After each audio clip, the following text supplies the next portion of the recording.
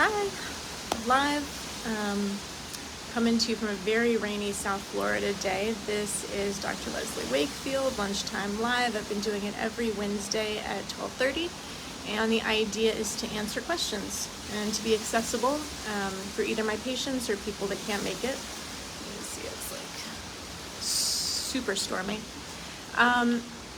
So until I get any questions here, I did come with a couple pre-existing kind of thoughts along the way.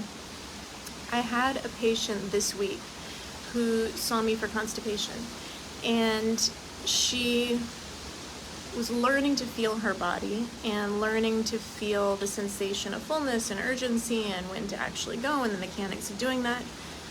And you'd be surprised, like those of us that don't have problems pooping, you don't think that maybe that's something that needs to be taught, but actually none of us got pooping lessons, and we do quite a bit of that in the office.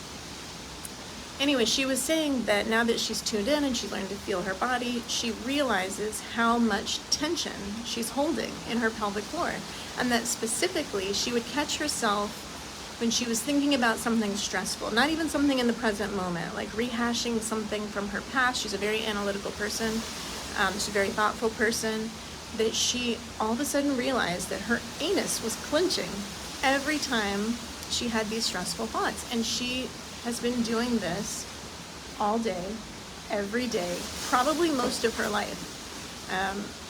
And it really did contribute to some dysfunction, in particular for her, in order to defecate. But it really was a good reminder, and it opened up a nice conversation about the emotional influence, our mental and emotional influences on the pelvic floor. And sometimes that's hard to talk about because nobody wants to hear, oh, well, it's because of your emotions. Oh, because it's your mind. It's just in your head. That sounds too much like it's just in your head, which unfortunately a lot of people with pelvic pain, and women specifically, have heard over and over and over again. And it's not true. That's just not true.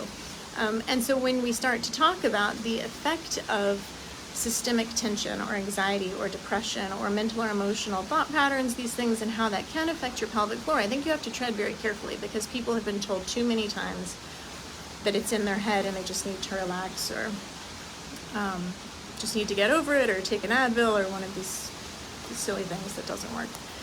But we did have a great conversation about it, and she could feel that connection. And I told her a story about a study. It's old at this point, but they hooked up women to EMG biofeedback sensors so that they could see what the muscles were doing at any given moment, like in terms of the activation. They put the sensors all over their bodies, and then they showed them emotionally upsetting, disturbing images, like flashing in front of them on a screen. And they were measuring, what tenses, how do people react subconsciously. And the first muscle to respond was the women's pelvic floors, starting to generate tension as they were exposed to these emotionally triggering images. And I think we can probably all identify with that. We do express stress in our bodies. If you are a clincher, I'm a jaw clincher. I realize that my day is starting to get away from me, and I'm starting to get behind on my stress management when I realize I'm sitting here. See this little wrinkle right here? That's because I chew my cheek all the time. That is my stress moment. Some people, it's in their neck, and they walk around with their shoulders up around their ears, right? And they don't even realize they're doing it. You can say, oh, drop your shoulders. Like, what are you talking about? My shoulders are dropped.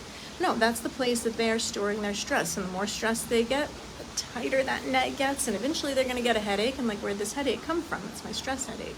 It's because all the neck muscles were so tight.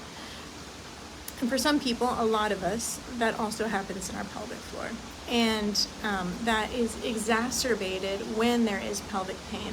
That is exacerbated when there is a history of trauma. So I thought it was a really valuable conversation, and it was such an aha moment for her, because she really did realize she was holding her stress in her anus. And I have a lot of patients that hold their stress in their pelvic floors, and this can cause issues with sexual function. It can create pain with penetration. It can cause issues with urination. People with really tense pelvic floors have sort of an overactive type bladder that can be hard to manage. and it can cause problems with defecation. So constipation, like having difficulty actually relaxing those muscles to poop. I've actually had women who had difficulty figuring out how to push during labor because their muscles were reflexively tightening against the pressure that was coming down through the pelvis. So learning to feel the connection between our thoughts and our feelings and then how our body is responding, to me, that is not saying it's all in our heads. That's acknowledging physiology, which is that our bodies feel our emotions as well. When you get excited, your heart rate increases. When you get stressed, you get a tummy ache. Okay, what is that? Is that all in your head? No, that is our body expressing our emotions, and the pelvic floor responds also. So it was a great conversation for her specifically about constipation. I think for a lot of my patients that carries over into sexual function and penetrative sex or gynecologic exams or tampon use. I've been doing a lot of discussion about vaginismus these days, and that's another perfect example, but really like such a heightened reaction of the pelvic floor. Vaginismus is when the muscles around the vagina go into just like a Charlie horse. It's a vagina Charlie horse. It's a total clamp down, and it makes penetration difficult to impossible and extremely painful. And there is, in a lot of cases, a lot of anxiety or avoidance or a disconnect around that. So just one more example of how the pelvic floor feels our feelings with us, feels our stress with us. Huge correlation between jaw clenching, pelvic floor high tension, and some of these other conditions like urinary frequency urgency, difficulty with constipation, getting the stool out, and sexual function.